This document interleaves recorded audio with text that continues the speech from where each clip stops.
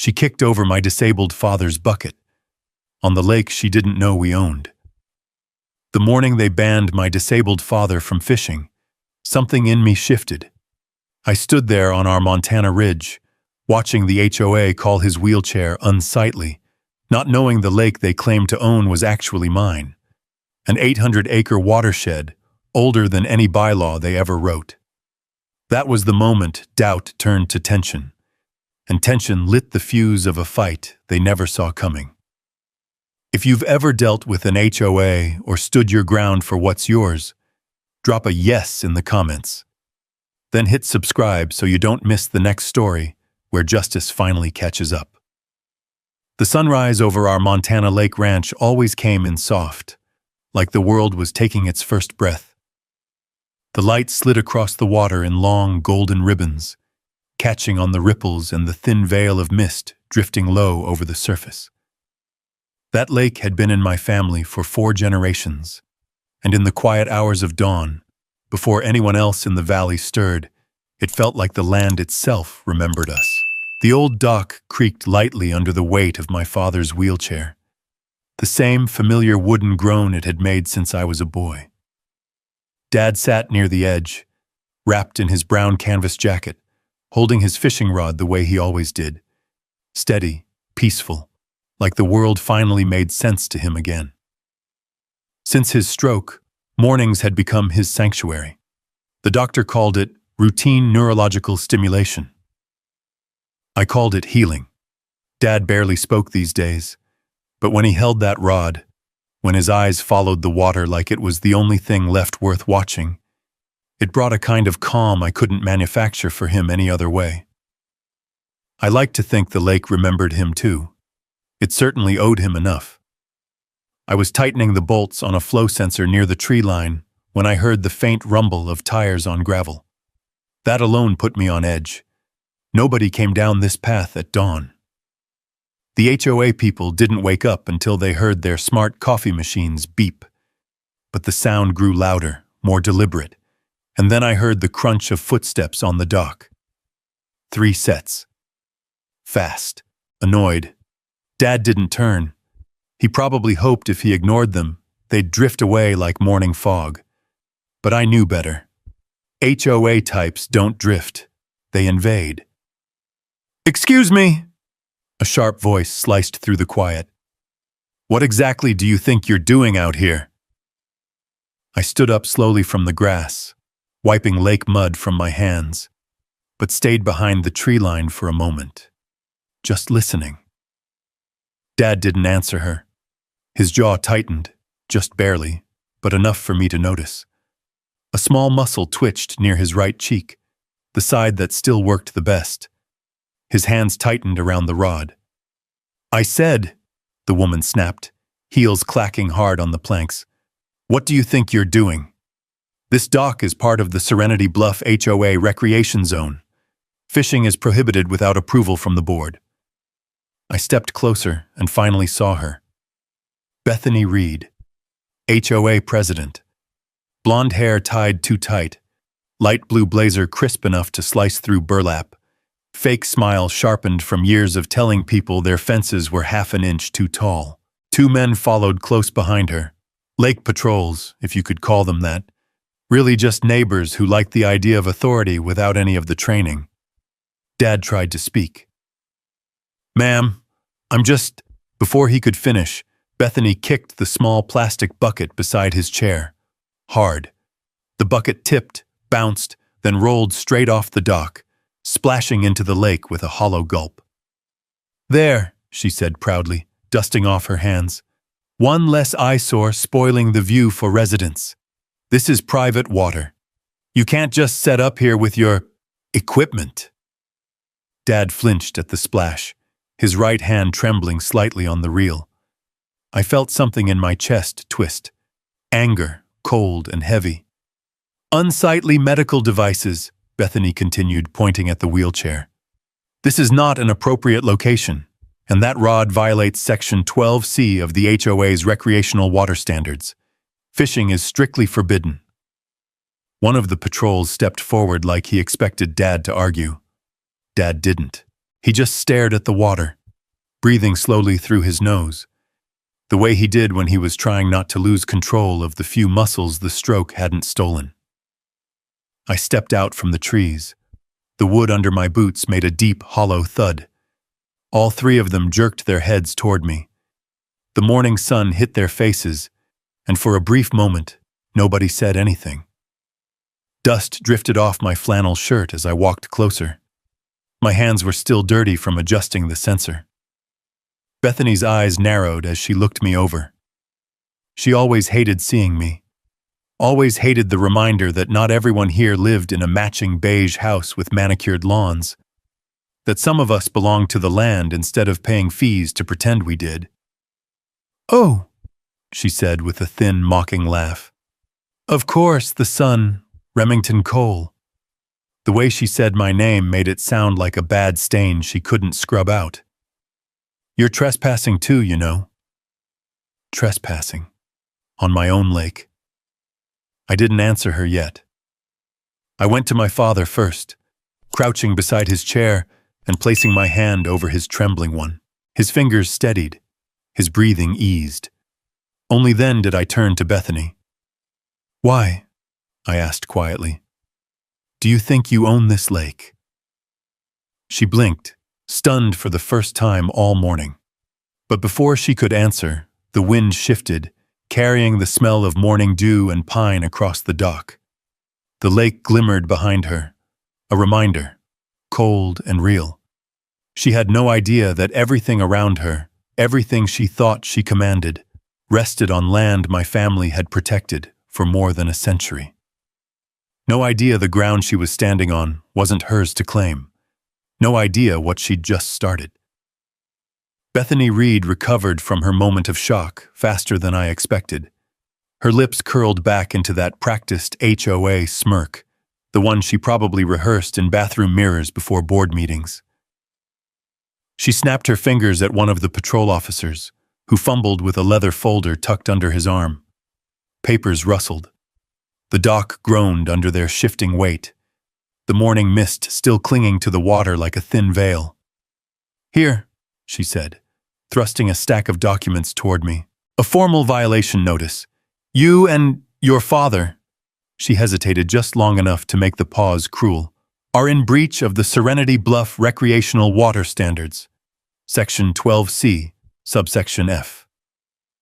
Her tone turned smug, every word dripping with authority she didn't actually have. "Fishing is strictly prohibited on HOA waters without board authorization." Dad flinched at the word violation.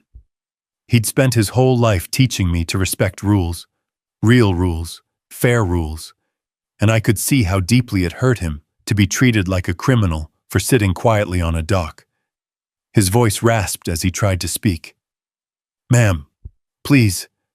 I've fished here since—" Bethany cut him off with a stiff wave, as if swatting away an insect. "And now you won't. This lake is under HOA jurisdiction. I won't have unsightly activities disturbing the shoreline aesthetics." Unsightly. She said it again, this time looking right at his wheelchair. The metal frame caught the morning sun, and for a moment, the glint looked like a spark from a fuse. I took the papers from her, mostly because I didn't want to give her the satisfaction of throwing them at my father. The packet was thick, too thick for a simple notice. Multiple pages stapled together, full of dense text and highlighted lines, and at the bottom of the top page was a fine $950. My jaw tightened. $950? For fishing? For unauthorized use of HOA property, she corrected. And repeated violations can result in legal escalation. We have a duty to protect the lake view. Our residents pay good money to live near clean, curated water, Mr. Cole. Curated. Like the lake was a museum piece she arranged personally. I flipped to the second page. The air around us grew heavier. Somewhere in the tall pines behind me, a lone bird screeched, a sharp, lonely cry that echoed down the shoreline. Dad's breathing turned shallow. His hand drifted toward mine. I held it gently. "It's okay, Dad," I whispered. "Let's go home." But Bethany wasn't done. As we started to wheel him back toward the gravel path, she called after us, voice hard and triumphant. "And make sure he stays off this dock. If I catch him here again, I'll have the sheriff involved. This is your final warning." Dad's shoulders slumped. I felt the tremor in his fingers worsen. The sound of his rod tapping lightly against the chair arm was soft, but in that moment, it carried the weight of a hammer blow. We didn't speak the whole walk up the dirt trail toward the farmhouse. The early sunlight filtered through the lodgepole pines, casting long, broken stripes across the path. Pine needles crunched under my boots. Dad's wheelchair rattled over every bump. The wooden beams of our porch came into view, dark and familiar, carved by time and weather. Home usually felt safe. Not this morning. Inside, I helped Dad into his old cushioned chair by the window, the one with the sagging armrest he always refused to replace. From there, he could still see the lake. His eyes followed the ripples on the water, as if trying to find a piece of himself floating somewhere out there. "I didn't mean trouble," he murmured, the words barely finding their way out of his mouth. "Just the fish." "I know, Dad." I knelt beside him. "You didn't do anything wrong." But something gnawed at my mind. Something old, buried. Something tied to the papers Bethany shoved at me. I walked to the bookshelf and pulled out an aged leather binder. My great-grandfather's handwriting covered the spine. Coal Water Trust, 1899 Deeds and Patents. Most folks in the valley didn't know the story. Most didn't care. But I did. I flipped through the brittle pages, the musty smell of old paper drifting out like a whisper from the past. Halfway through, I found it. The federal land patent my great-grandfather signed when the government designated our property as a primary watershed buffer. A document older than any HOA, older than any subdivision, older than any of the houses cluttering the shoreline today. The lake wasn't theirs. It was ours. And legally, undeniably, the HOA had zero jurisdiction over it. I looked back at Dad. His eyes were closed now, his breathing steadier. The morning sun warmed his face, settling into the lines etched by years spent by the water. Bethany had no idea she'd just banned the only man keeping her precious HOA lake alive. She had no idea what would happen without him. The lake had a delicate balance, one Dad understood better than anyone living. She had no idea about the Coal Water Trust, no idea what she had just activated. I held the violation notice in one hand and the land patent in the other. The two papers felt like opposite ends of a scale. One full of arrogance, one full of truth. Should I go down there and tell her? Explain it? Walk her through what she'd done? Or should I let the lake answer her first? The wind outside picked up, rustling the tall reeds along the shoreline like the whisper of an approaching storm. I folded the land patent gently and placed it on the table. Then I folded the violation notice and tore it straight down the middle. Whatever came next, Bethany Reed had started it herself, and the lake was about to remind her who it truly belonged to. For the first time in years, I didn't wheel Dad down to the dock the following morning. Instead, I helped him eat breakfast slowly at the kitchen table, the soft light of dawn spilling across the worn wooden surface. He kept glancing toward the window where the lake shimmered in the distance, confusion tightening the corners of his eyes. "You okay, Dad?" I asked, stirring honey into his oatmeal the way he liked. His voice barely rose above a whisper. "The fish. Someone has to." His words drifted away, but the meaning was painfully clear. Every morning since my childhood, Dad had walked, or rolled, down to the water, not just to fish, but to manage the lake's balance. He knew where the algae fed, where the invasive carp hid, where the water ran thickest with the stuff that could choke a pump in an afternoon if left untreated. It wasn't science to him. It was instinct. It was the land speaking through muscle memory. But Bethany had made her proclamation, and I had listened. "No one from this house is touching that lake," I said, more to myself than to him. "Not until she learns." Outside, the wind stirred, brushing dry pine needles across the porch in faint scratches. A cold front had slid in overnight, leaving the lake surface unusually still, too still. The glass-like shine reflecting the pale morning sky made my stomach tighten. Anyone who grew up on water knew the danger of silence. By mid-morning, complaints had already started. I stood near the barn, pulling the tarp from an old water testing kit I kept in a weathered metal locker.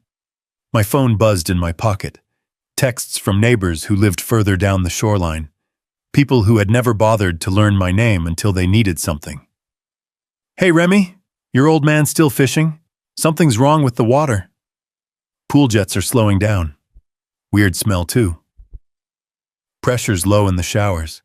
You doing something up there?" I didn't answer any of them. Instead, I walked down to the ridge behind the farmhouse where an old observation post overlooked the entire valley. A simple wooden platform my grandfather built, its boards gray and cracked from decades of storms. The wind carried a faint hint of something off, an earthy, almost sweet odor that didn't belong to fresh water. My jaw clenched. I knew that smell. I raised the binoculars and focused on the lake's southeastern edge near Serenity Bluff's Shoreline Park. Families often walked their dogs there. Joggers ran that path every morning. Today, only one jogger was out, and she suddenly stopped mid-stride, crouching near the water, waving a hand in front of her nose.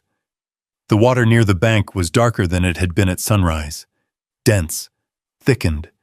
Not enough for a casual observer to panic, but enough for someone like me to recognize what it meant. Without Dad removing the young carp that fed on algae before it grew out of control, the water was beginning to suffocate itself. A natural process, but a dangerous one. And the HOA's expensive pump system wasn't designed for living water. It was designed for a picture-perfect postcard. The lake didn't care about postcards. I set down the binoculars and crouched, scooping my hand through the cool morning grass. Dew soaked into my palm, grounding me, reminding me that none of this was new. The land had been fighting this battle long before the HOA existed.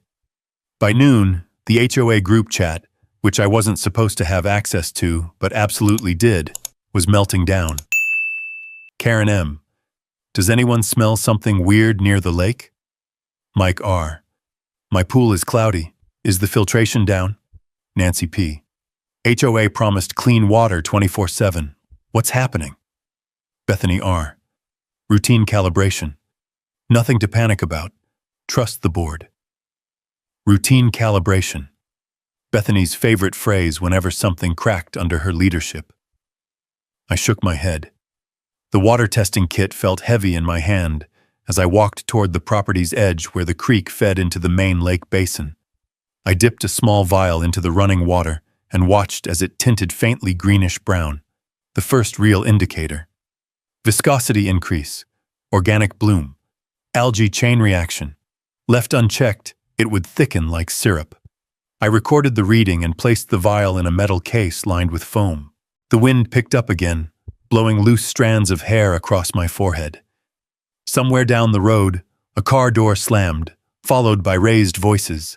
Neighbors arguing about water pressure, I guessed. The lake was already speaking. Bethany just refused to listen. Later that afternoon, Dad called me over to the window with a shaky hand. His voice rasped. "Look, Remy." I followed his gaze. From our vantage point, the lake looked healthy to most eyes. Blue-green, sunlit, peaceful. But Dad didn't look at the surface. He looked at the edges, the places where the water met the land. And there, if you watched closely, tiny streaks of dull gray-green rolled lazily toward shore, like veins spreading across skin. He closed his eyes, and when he opened them again, they were glassy with defeat. "It's starting." "I know." I murmured. And I'm letting it. The words felt like betrayal, but it wasn't. It was protection. For him, for the land, for the truth. The HOA wanted control. Well, they were about to get it, good and hard. That evening, I walked out to the old wooden gate at the far end of the property. The hinges groaned as I pushed it open, and the fading light cast long shadows across the hard-packed dirt. I rested my hand on the sun-warmed metal and took one last look at the lake, still pretending to be calm. How long before she realizes? I whispered to myself. The answer came to me as a faint churning sound drifted across the water, a sound almost too quiet to notice unless you knew what pumps sounded like under strain. Not long at all. The HOA was about to learn that nature didn't bend to their bylaws, and the water didn't lie for anyone. By the next morning, the entire valley felt strained. A pressure hung in the air, the kind that settles just before a storm.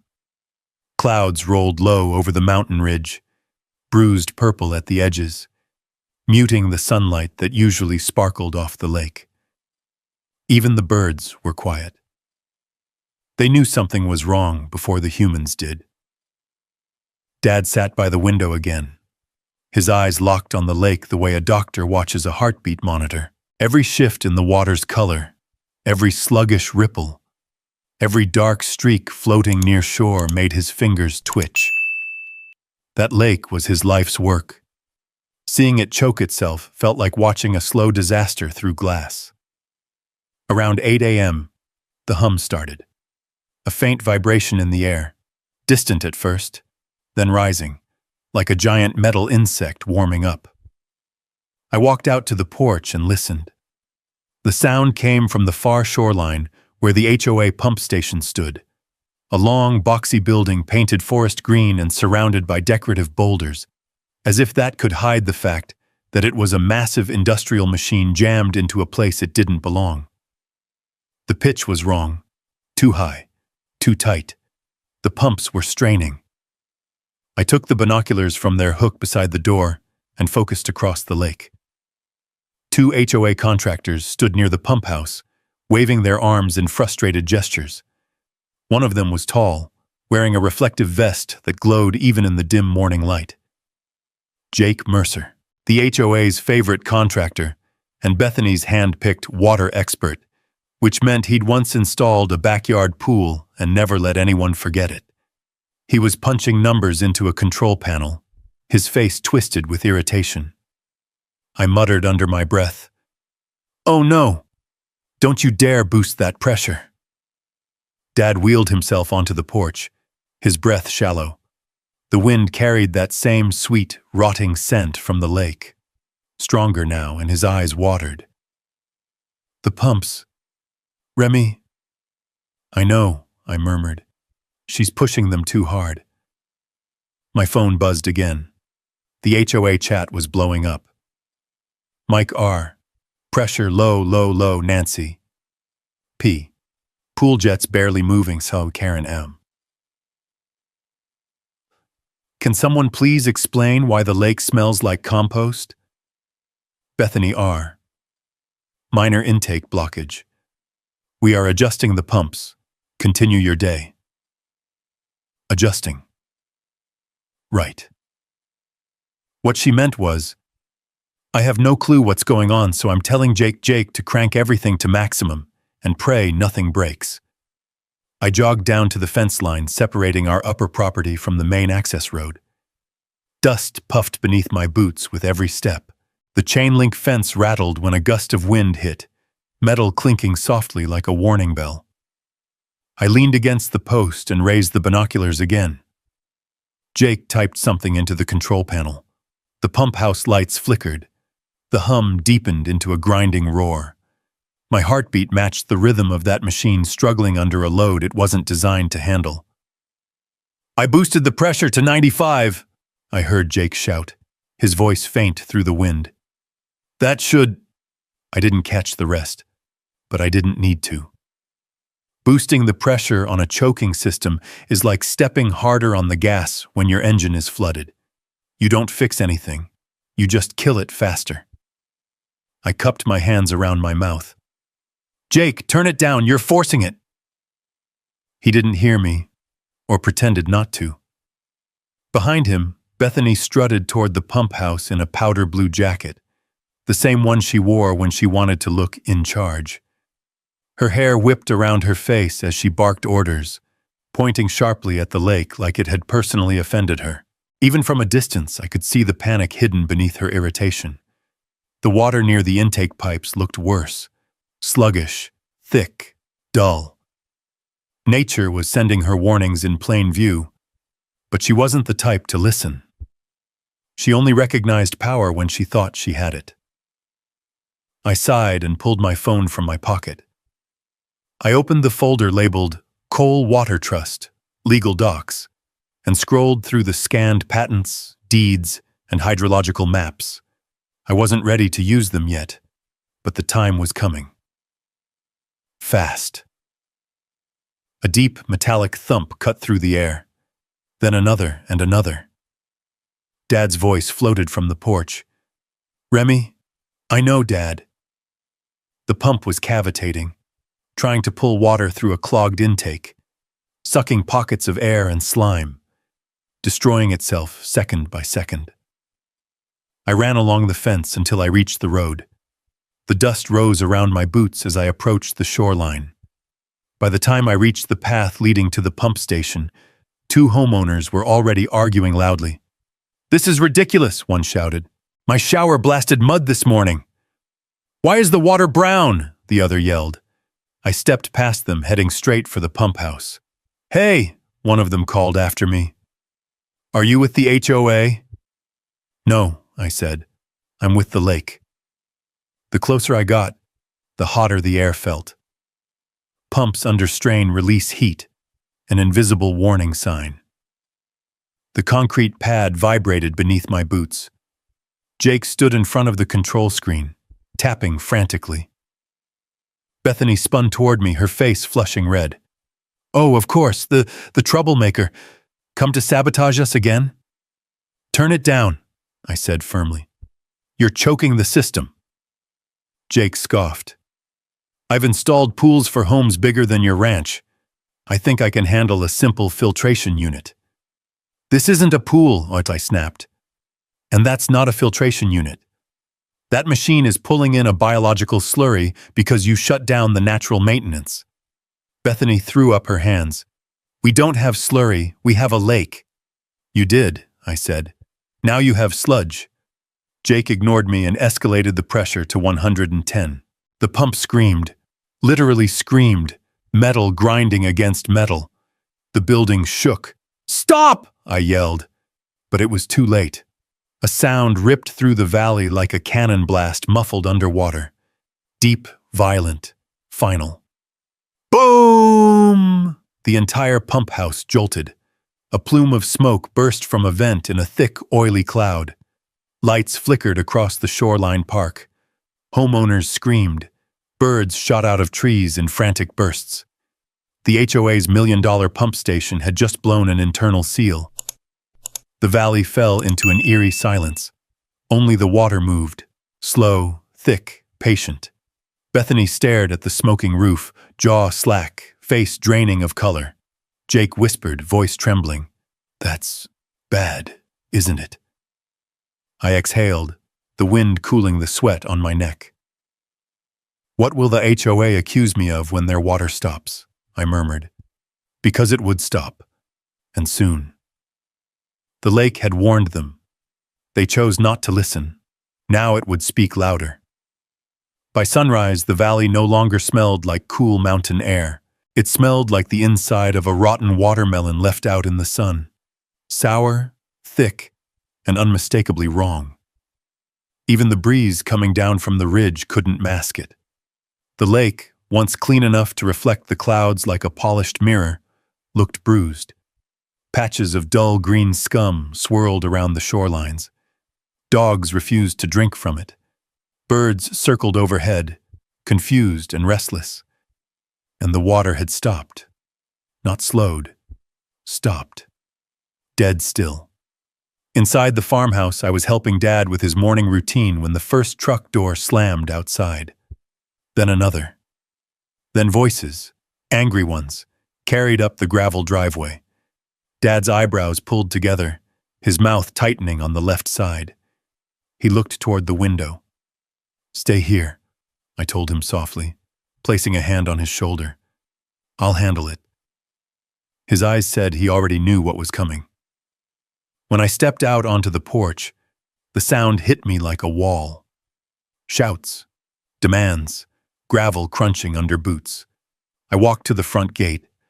The battered iron bars framed by tall pine trees whose shadows stretched long across the dirt. The morning sun glared off dozens of angry faces. Neighbors, HOA members, and several residents I'd never spoken to before. At least 40 people. Half still in pajamas, half clutching phones like weapons. All furious. Bethany Reed stood in front, holding a bright red megaphone as if she were leading a crusade. Behind her, Sheriff Marcus Hale leaned against his patrol cruiser, arms crossed, looking like a man who'd rather be anywhere else. His hat was pulled low, but not low enough to hide the resignation in his eyes. Bethany lifted the megaphone. "Remington Cole!" Her voice thundered through the valley, bouncing off the ridge. "You are ordered to come out and answer for the sabotage of HOA property!" I pushed open the iron gate slowly.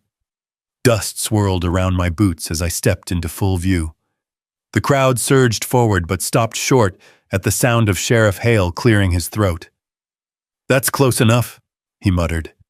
Bethany strutted toward me, her expression stretched tight like cracked paint. She wore the same powder blue jacket, now wrinkled and stained around the cuffs, an unintentional symbol that her perfect world was unraveling. "You think this is funny?" she demanded, jabbing a manicured finger toward me. "Our taps are dry, the pool filtration system is ruined, people can't bathe. We have a health emergency on our hands." "You do," I agreed, "and the lake tried to warn you." Gasps rippled through the crowd. A man in a green polo shirt shoved his way forward, face flushed with anger. "Our water pressure dropped to 0. My kids couldn't even brush their teeth this morning. You did something to the intake, didn't you?" "No," I said calmly. "You did." Bethany's face darkened. "This is not the time for riddles, Remington. You were seen near the pump house yesterday. You screamed at my contractor, and then the pump exploded." I felt a flicker of heat behind my ribs but kept my voice level. "I warned Jake not to push the pressure. He did anyway." More shouts erupted. Fear, confusion, blame. The sheriff stepped forward, raising both hands. "Everyone relax. Let's hear him out." Bethany snapped. "Sheriff, he's the one who sabotaged our water system." I reached into my jacket and pulled out a small metal USB drive. The sheriff's eyes tracked it instantly. I held it up. "This," I said, "is footage from my property cameras, time-stamped. It shows me nowhere near the pump house except when I warned Jake to stop raising the pressure." The crowd went quiet. Even the breeze paused for a heartbeat. I handed it to Sheriff Hale. "You can plug it into your cruiser. It's all there. The pump was choking on organic buildup because the lake maintenance was stopped. You forced a failing system to work twice as hard." The sheriff accepted it with a slow nod. "I'll take a look." Bethany's voice cracked. "He's lying. He wants our property values to crash so he can buy us out. He's been jealous of this community since the day he moved here." "I was born here," I said flatly. "My family has lived on this land for more than a century." A few homeowners exchanged uneasy glances, but Bethany wasn't done. She shoved her way closer, closing the distance between us until I could smell the panic sweat under her floral perfume. "Your father was out there every day, doing who knows what. He probably poisoned the water with those disgusting buckets. You both did this, admit it." I felt my father's pain, the humiliation she'd thrown at him, the cruelty, the bucket she kicked into the lake. rise inside me like a tide. I forced myself to breathe through it. "You banned him," I reminded her quietly. "Remember? You said his medical equipment was an eyesore." Somewhere behind her, someone whispered, "That's right. She did say that." Another voice added, "Didn't she call his chair a hazard?" The murmur grew. Bethany's eyes darted nervously as her support slipped like sand from her fingers. He shouldn't have been out there anyway. He doesn't have authorization to interfere with lake conditions." A humorless laugh escaped my throat. "He wasn't interfering. He was the only reason your pumps lasted this long." The sheriff, now sitting in his cruiser with the USB plugged in, cleared his throat through the loudspeaker. "Everyone, quiet." The crowd hushed instantly. Sheriff Hale stepped out holding the USB drive. His face settled into a grim expression. "I watched the footage," he announced. "Cole didn't sabotage anything. He stayed on his property. He didn't touch the pump house." A wave of stunned silence washed across the mob. Bethany's face went pale. "But," the sheriff continued, raising the USB drive, "I did see the contractor increasing pressure again and again despite warnings. This failure wasn't sabotage. It was negligence." A murmur, half relief, half outrage, rolled through the crowd. Someone shouted, "So, this is the HOA's fault?" Another yelled, "We paid millions for this system." A woman sobbed, "My faucets smell like swamp water." Bethany's voice cracked, losing its authority. He manipulated the lake somehow.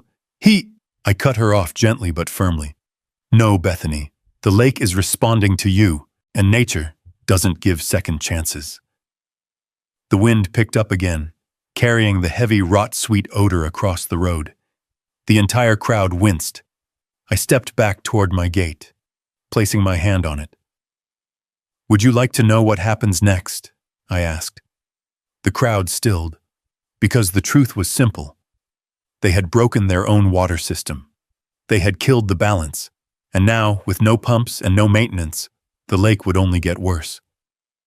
The question hanging in the air wasn't whether the HOA was at fault. It was whether Bethany would back down or double down.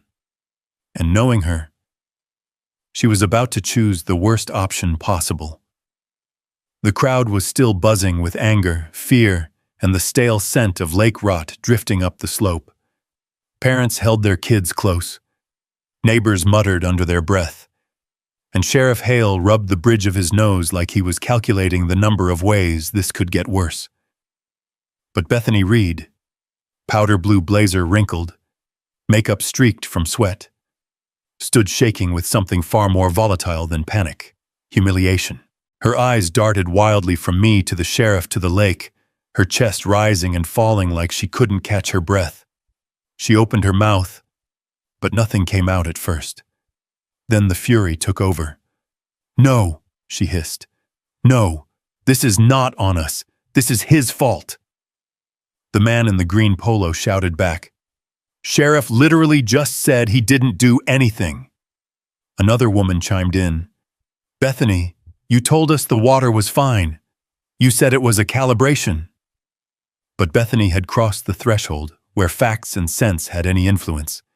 She jabbed a trembling finger toward the lake. "The intake is clogged because he stopped the cleaning. He let the ecosystem collapse. We need to fix it. Now." Sheriff Hale stepped forward. "Bethany, the pump station is offline. We don't need the pump station," she barked. "We'll go upstream. We'll take the creek directly from the source. We'll reopen the old flow path." My stomach dropped. "No," I said. "You won't." But she didn't hear me. Not really. She was too far gone. She spun toward the crowd, raising her arms like a preacher announcing the end times. "Emergency powers," she declared. "By the authority vested in the Serenity Bluff HOA Charter, I authorize immediate corrective action to restore water supply to the community." Her voice cracked with desperation, but the words still thundered across the valley. A few homeowners cheered weakly, clinging to the only voice pretending to have a solution. Bethany whirled toward Jake Mercer. "Get the excavator! Bring your men! We're breaching that fence!" Jake blinked. "Breach what?" "The upstream fence on Cole property. The creek intake is on their land. We're taking it!" Several residents gasped. A couple stepped backward. Even the birds in the trees seemed to fall silent. Sheriff Hale's voice dropped into a warning growl. "Bethany, that's private land." "It's water," she snapped, "and water belongs to the community." "No, it doesn't," I said quietly. "It belongs to the Cole Water Trust." But she shook her head like a child, refusing to hear a scolding. Jake scratched his neck uneasily. Trespassing charges." "You'll be protected," Bethany snapped. "The HOA will cover everything. Just do it." Jake looked at the angry crowd, at the swampy-smelling lake, at me. Greed won over common sense. "Fine. I'll bring the machine." Within minutes, the sound of a diesel engine rumbled to life down the road. Residents parted like a nervous tide as Jake's yellow excavator rolled forward, its metal tracks grinding hard against the pavement. Thick black smoke puffed from its exhaust pipe, drifting upward like a bad omen. Dad watched from the porch window, his hand pressed to the glass. His eyes were wide with fear. He could see the path the excavator was taking. He knew exactly where it was headed. I stepped to the center of the road as the machine approached. "Turn it around, Jake," I said, my voice steady. "Don't make this worse." He swallowed hard. Bethany said, "I don't care what she said. You roll that thing onto my land, you're breaking state law." Bethany shoved herself between us. "The HOA is the law here!" Sheriff Hale's hand dropped to his belt, nowhere near his gun, just resting there in that way officers do when they're seconds from losing patience. "Bethany," he warned again, "you need to stop." But she was deaf to him. "Cut the fence!" she screamed at Jake. "Do it now!" Jake hesitated for one last heartbeat. Then the excavator's arm swung forward with a hydraulic hiss. The metal bucket rose. The crowd held its breath. Clang! The bucket slammed into my fence. Metal tore. The chain link peeled back like soft bread. My jaw tightened, but I didn't move. I couldn't. Not yet. The excavator lurched forward another 2 feet, its tracks grinding up the soil my family had protected for over a century. Brown earth churned under its weight, earth that, by federal law, was designated as protected watershed land. Gasps echoed through the crowd. Even Sheriff Hale looked stunned. "Bethany, oh God, what did you just do?" Bethany stood tall, chest heaving, eyes wild. "I took what was mine!" Silence poured over the valley as the words left her mouth. The excavator paused, its engine growling softly, almost uncertain. I exhaled once, slowly, feeling the gravel crunch under my boot as I stepped forward. Dad's voice, weak but clear, carried faintly from the porch through the breeze. "Remy, son, the line." "I know, Dad," I called back gently. Then I reached into my jacket pocket and pulled out the satellite phone. A matte black brick of a device, military grade, reserved for emergencies involving critical infrastructure. The crowd watched, confused. I lifted it to my ear and pressed the single emergency channel button. A soft click, a faint hum. "U.S. Watershed Command," a calm voice answered. "Report." "This is Remington Cole," I said, my eyes locked on Bethany. "Steward of the Cole Water Reserve. Confirm active breach of a federally protected watershed zone by heavy machinery. Repeat, active breach." The valley went dead quiet. Even the excavator engine seemed to hesitate. On the other end of the line, the voice responded immediately. "Copy that, Mr. Cole. Response team inbound." I lowered the phone. Bethany stared at me, confusion twisting into horror. What did you do?" I finally let the truth fall in words she could understand. You crossed a fence you should never have touched, Bethany. And now the law you pretended to wield is coming, for real. The wind shifted, carrying the distant chop of helicopter blades, soft at first, then louder and louder. Her eyes widened as she realized the consequences had already begun. And there was no HOA clause on earth that could save her now. The sound of helicopter rotors grew heavier, rolling across the valley like distant thunder marching closer with each beat. Even the wind seemed to bend under the pressure, sweeping dust along the gravel road in swirling ribbons. The crowd that had been shouting minutes earlier now stood frozen, faces tilted upward, hands shading their eyes, as two dark aircraft crested the ridgeline. These weren't news choppers. They weren't medical. They were government issue. Flat-bottomed, armored, matte black, with side-mounted lights and insignias glinting under the weak Montana sun. A collective breath left the crowd like someone had punched the air from a single set of lungs. "What is happening?" the woman nearest Bethany whispered. Bethany didn't answer. She couldn't. Her jaw hung slack, trembling.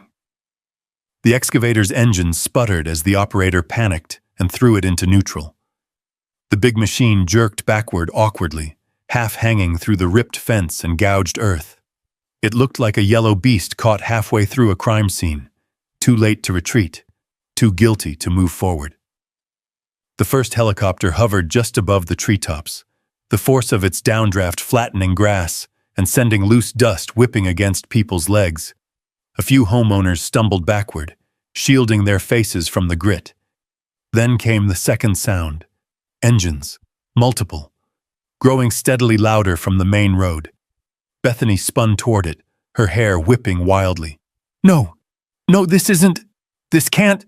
A convoy of 4 black SUVs roared into view, lights flashing but sirens silent, the kind of authority that didn't need noise to announce itself.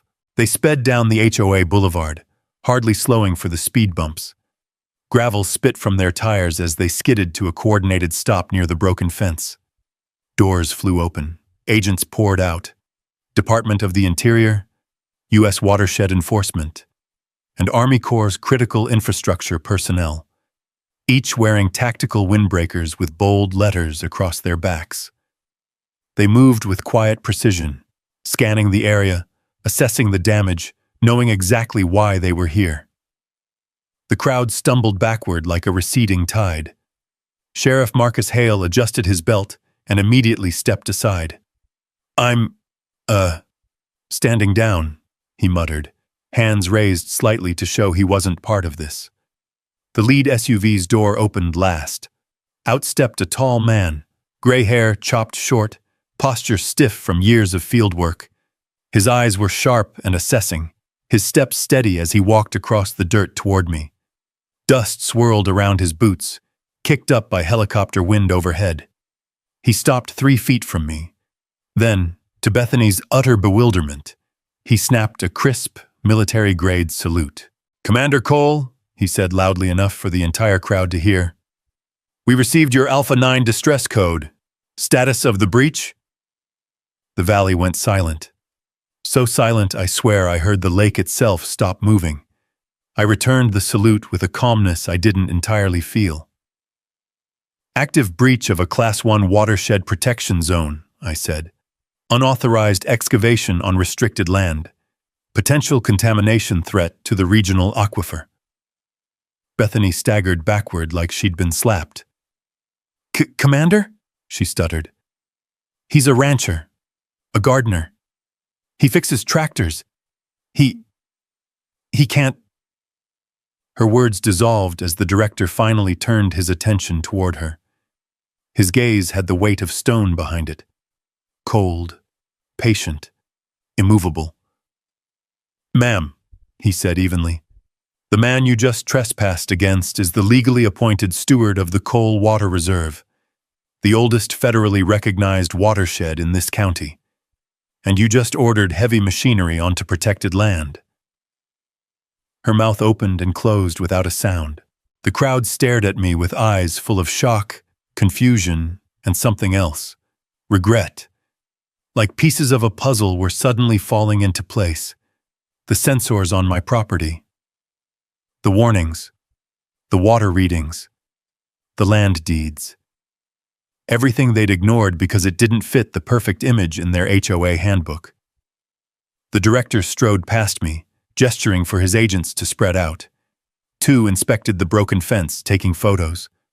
Another approached the excavator operator, who was pale as chalk and scrambling to open the cab door from the inside. "Sir," he cried toward me. "I didn't mean, she told me." But Bethany shrieked before he could finish. "He is lying," she screamed, voice cracking. "I am the HOA president. I have jurisdiction here. This entire community relies on that creek. He can't keep it from us. This is private property." The director turned slowly.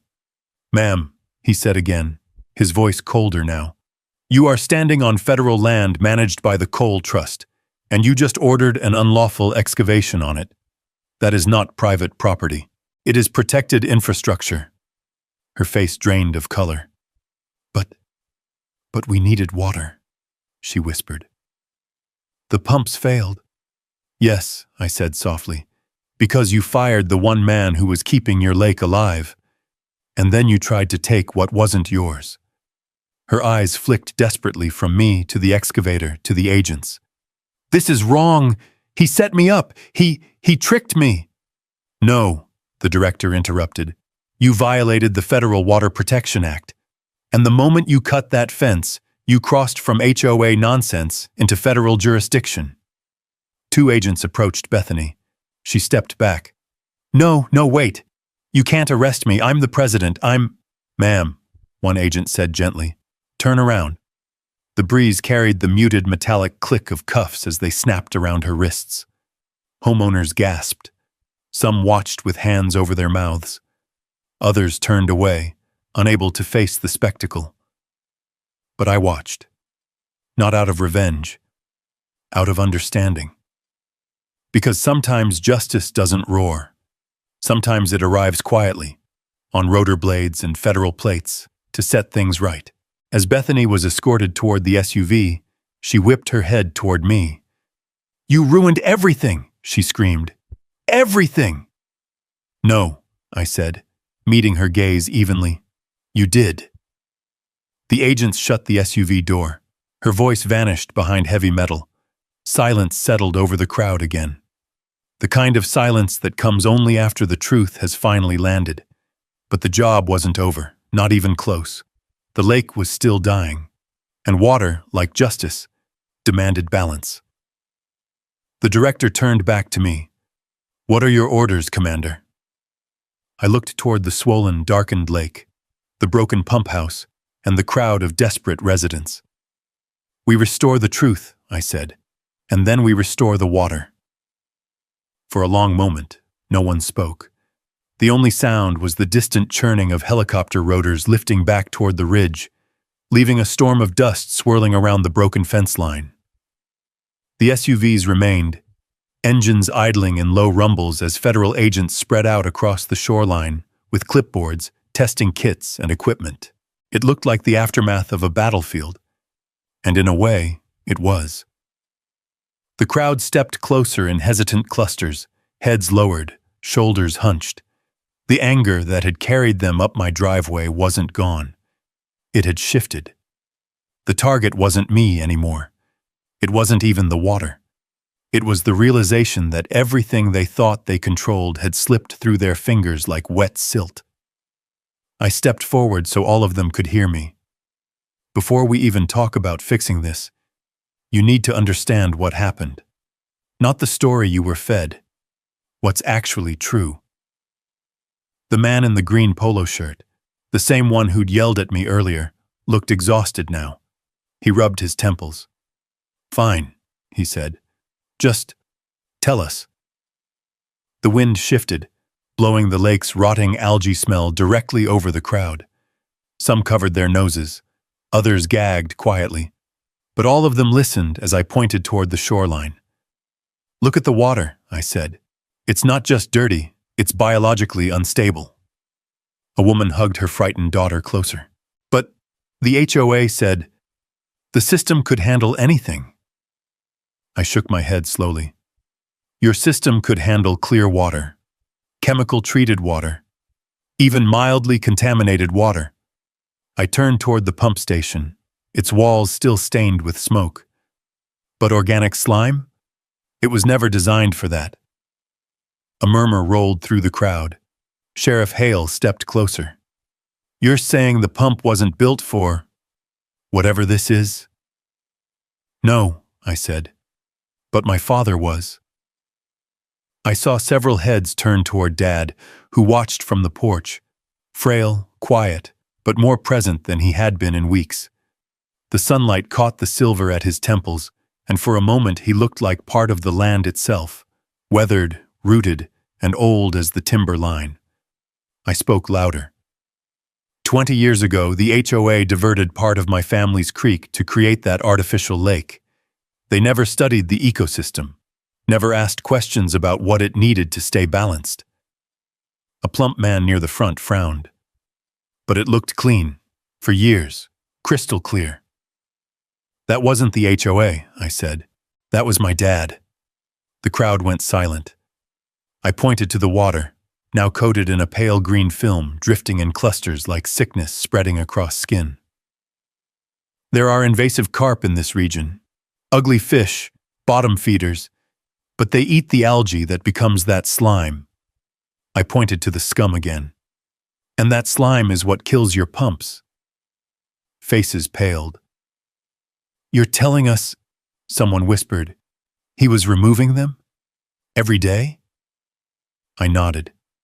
He woke up before sunrise, rolled down to that dock, caught the ones that got too big, released the young ones that kept the algae from blooming. He wasn't fishing for fun. He was maintaining a living filtration system. A gasp spread over the crowd like a shockwave.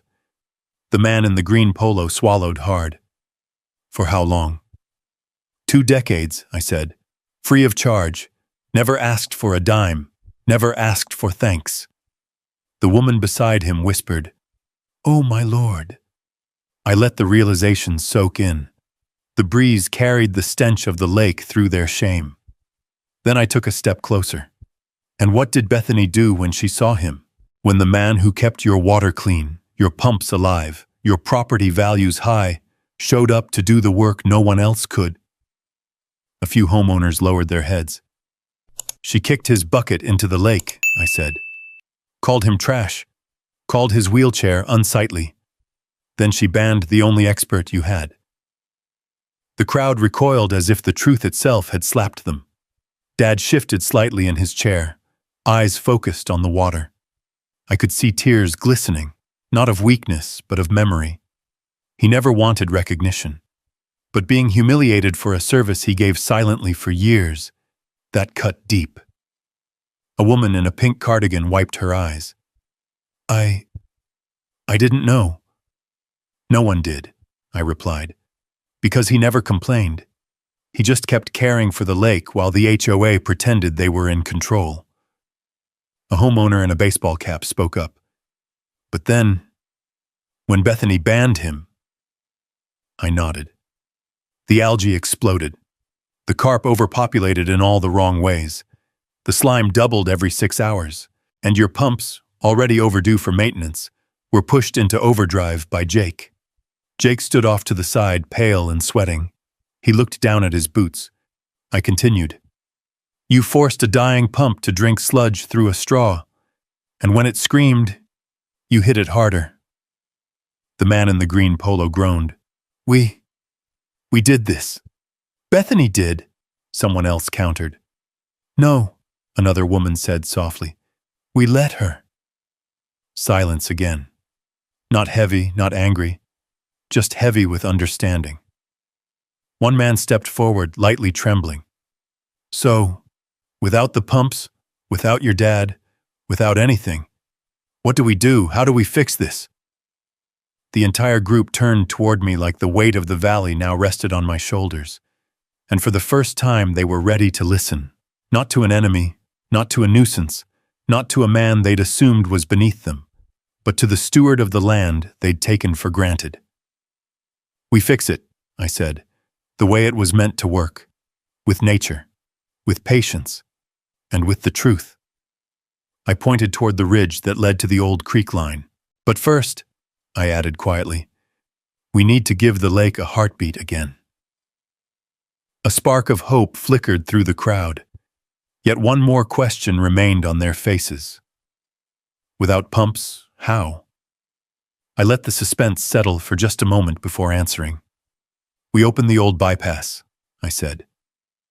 The older residents gasped. Some of the younger ones blinked, confused.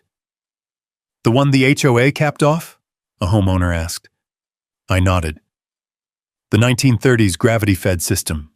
It still works, but it's buried, and it's sealed shut.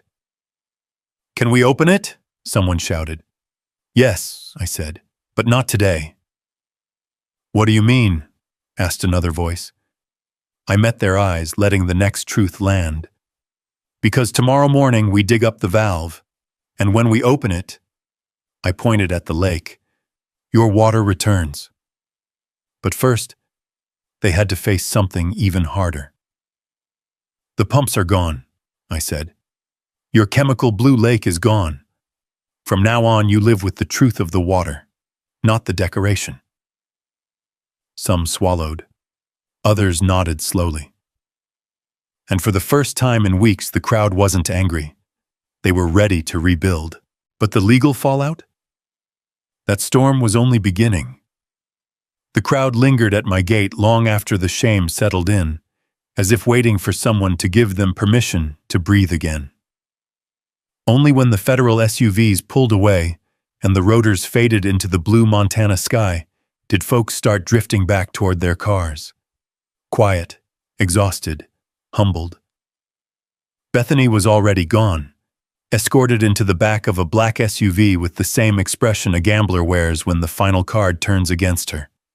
Her voice, her orders, her arrogance, all of it vanished, swallowed by the dust her escort kicked up as it rolled down the road. By the next morning, word had spread through the entire subdivision like a prairie fire. Not rumor, not gossip, truth. And truth has a way of making people show up early. When I stepped out onto the porch, the sun barely above the ridge, there were already 20 residents standing by my gate. Some in work gloves, some holding shovels, some with nothing but apologies written across their faces. They parted in silence as I walked down, every step crunching across the frost-hardened gravel. A man cleared his throat. Mr. Cole, we're here to help however we can. Another added, just tell us where to start. The sincerity caught me off guard, but in a good way.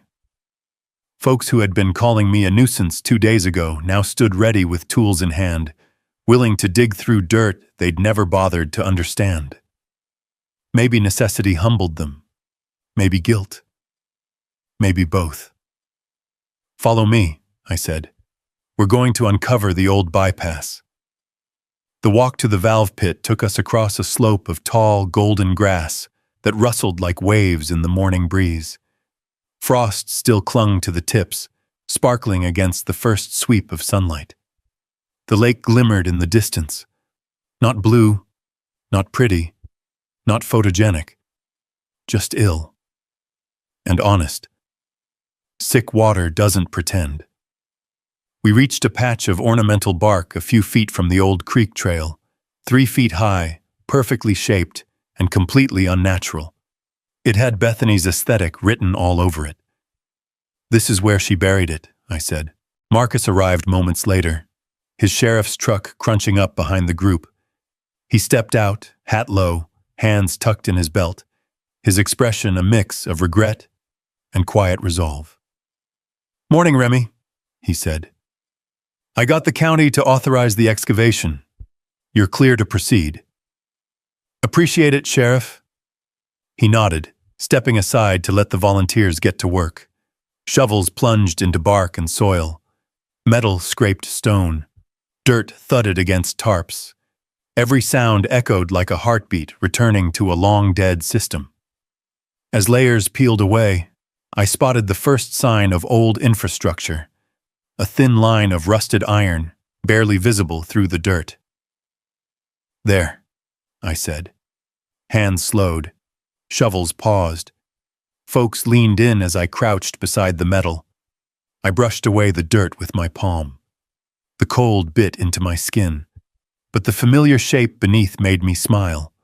A valve box, original 1930s build, iron, heavy, reliable, older than the HOA, older than the pump station, older than anyone arguing about property values. "This is it," I said softly. "The lake's original pulse." We cleared the top, revealing the access wheel, rusted solid, frozen in place, buried under decades of neglect and decorative landscaping. "Can we turn it?" someone asked. I tried the wheel. It didn't budge. Not an inch. "No," I said. "Not yet." Cale, my engineer buddy, brought in by federal clearance, stepped beside me. "We'll need leverage." The residents looked around awkwardly, as if expecting me to produce magic. I didn't. I walked to my truck, and when I came back, I was carrying the heavy hydraulic wrench I'd used to defend my father at the dock, the same one Bethany mocked when she called me the gardener. The crowd stepped back as the sunlight hit the tool. That wrench wasn't just equipment. It had become a symbol. I lowered it onto the rusted valve nut with a solid clank that echoed across the dirt. "All right," I said. "Let's try this again." Cale positioned himself beside me. We gripped the wrench together, braced our boots against the earth, and pushed. At first, nothing. The metal groaned, resisting like it still remembered the HOA burying it alive. We pushed again, then again. The wheel screamed, a long metallic shriek ripping through the valley like a warning from the pen. Crack! The resistance broke so suddenly we nearly fell backward. The wheel turned a quarter inch, then a half, then fully. The moment it aligned, a deep tremor rolled under our feet, a low, ancient rumble from beneath the ground. Water surged through the old pipes. It wasn't loud. It wasn't dramatic. It was steady. A hum of returning life. Someone shouted, "Pressure! I see pressure in the main! It's moving!" The crowd turned toward the subdivision. Through the trees, I saw sprinklers sputtering to life across distant lawns. The first few spits were muddy, brown, thick with silt. Then, clear water. Clean water. Real water. A cheer rippled up the hill. People hugged each other. Some cried. Even Sheriff Hale quietly wiped his eyes before turning away. But I wasn't watching the sprinklers. I was watching the lake. The surface shifted, just barely, as fresh water fed into the circulation, pushing against the stagnant scum. It would take weeks to fully restore, months to balance again. But the healing had begun. Behind me, a man in work gloves asked, "Mr. Cole, does this mean the HOA survives?" I stood, brushed the dirt from my hands, and looked him in the eyes. "No," I said. "This means the community survives." "Then what happens to Bethany?" I glanced toward the ridge where federal agents had taken her. "She'll face the consequences she avoided for years: environmental sabotage, illegal diversion, trespass on federal land, and fraud." Whispers spread through the group. I continued. "But the HOA as you knew it, the board that let her rule everything, the system that hid behind fines instead of responsibility?" I shook my head. "It won't survive this, and it shouldn't." One woman whispered, "Then what are we?" I looked toward the flowing water. "You're neighbors again," I said, "not subjects." A hush fell across the hillside, but hope, real, grounded hope, rose in its place. The lake would heal. The truth was restored. But justice wasn't finished yet. That part was coming next.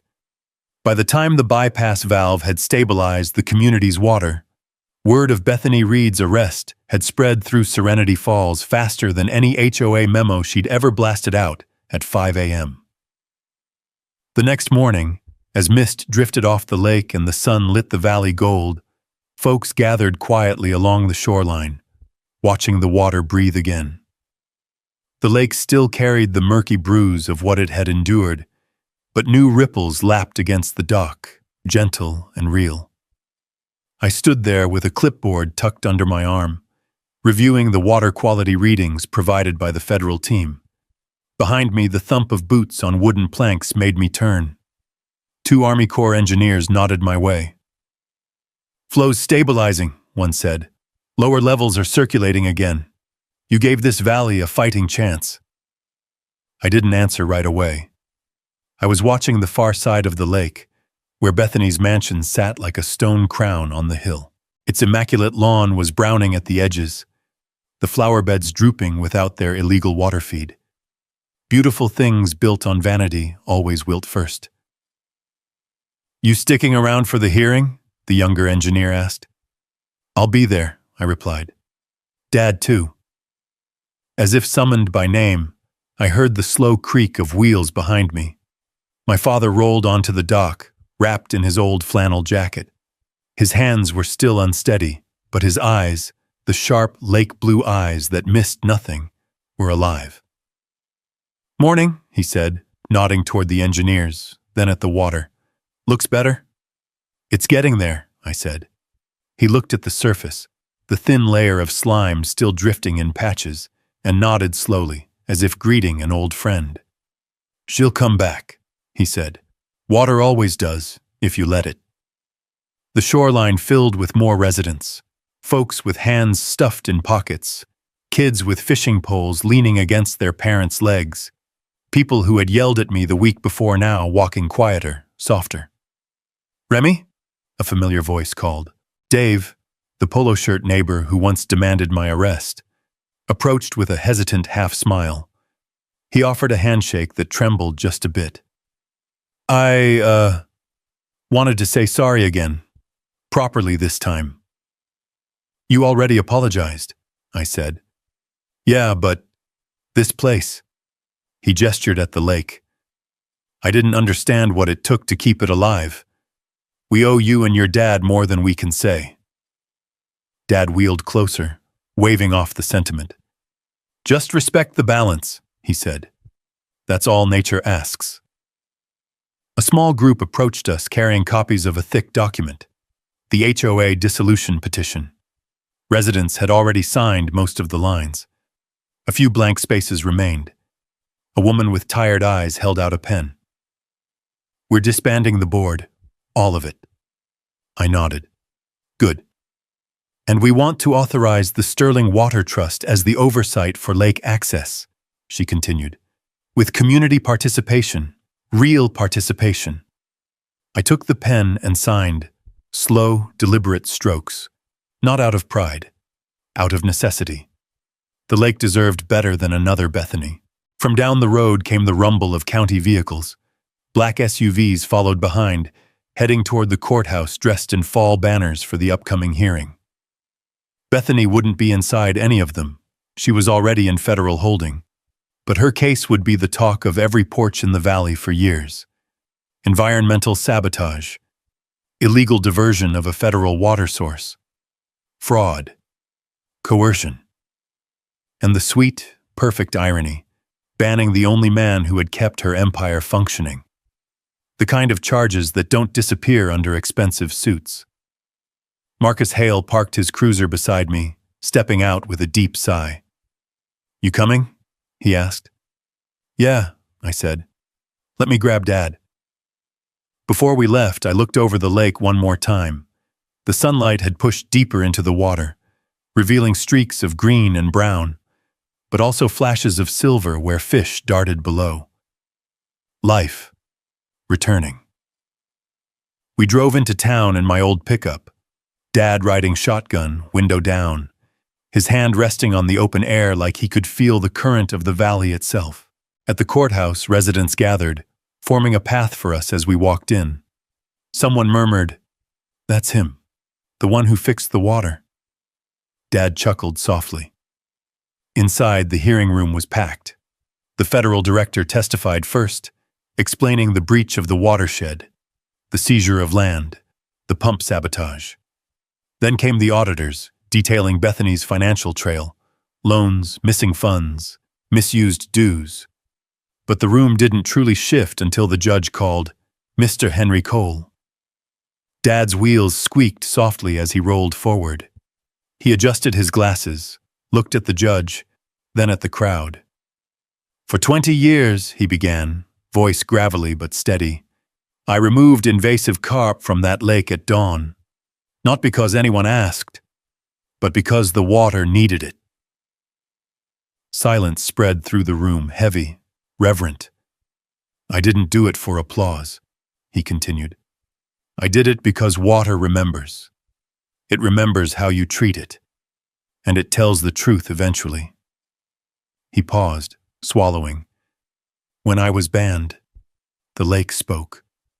A few folks wiped tears. Even the judge blinked slower than usual. When Dad wheeled back to me, I squeezed his shoulder. "Proud of you," I whispered. The judge leaned forward. Given the evidence, the environmental impact, and the blatant disregard for federal jurisdiction, the court rules. A long breath filled the room. "Bethany Reed will remain in federal custody pending full trial. The HOA board is hereby dissolved. All authority over lake access and maintenance is transferred to the Sterling Water Trust under monitored supervision." Gasps, then whispers, then the release of breath people had been holding for days. It was done. A week later, as the valley returned to its rhythm, the lake greeted us with calmer waters. Kids fished off the dock under my father's watchful eye. Reeds swayed gently along the shore. New life planted where vanity once ruled. I walked down the dock, the boards warm under the afternoon sun. Dad held up a bucket with a proud grin. "Caught 3 of the big ones," he said. "Slime levels should drop by tonight," I replied. "Good," he said. "And the pumps?" "Purring," I said, "just like you taught me." We sat together, watching the ripples. "Funny thing," Dad murmured. "Bethany wanted a view." "Yeah. She never understood the work that kept it beautiful." "No," I agreed, "but she learned." The lake glimmered under the golden Montana light, a living reminder that nature doesn't bow to paper authority or bylaws or egos. It bows to respect, to stewardship, to those who care for it, not those who claim to own it. As we packed up our gear and headed back up the dock, a notification buzzed on my phone. The first payment from the Sterling Conservation Fund had cleared, enough to repair the barn, upgrade the monitoring network, maybe even buy that research boat Dad always dreamed of. I smiled. "We defended the land," I said. "We protected the water." Dad nodded. "And we taught them something important." "What's that?" He turned toward the shimmering lake. "That the most valuable thing," he said, "isn't the view from your window. It's the truth beneath it." And the water, honest, humble, alive, flowed on. If you believe land, family, and fairness still matter in this country, drop a simple yes in the comments. And if you want more stories where justice stands its ground, go on and subscribe. I'd be glad to have you back for the next one.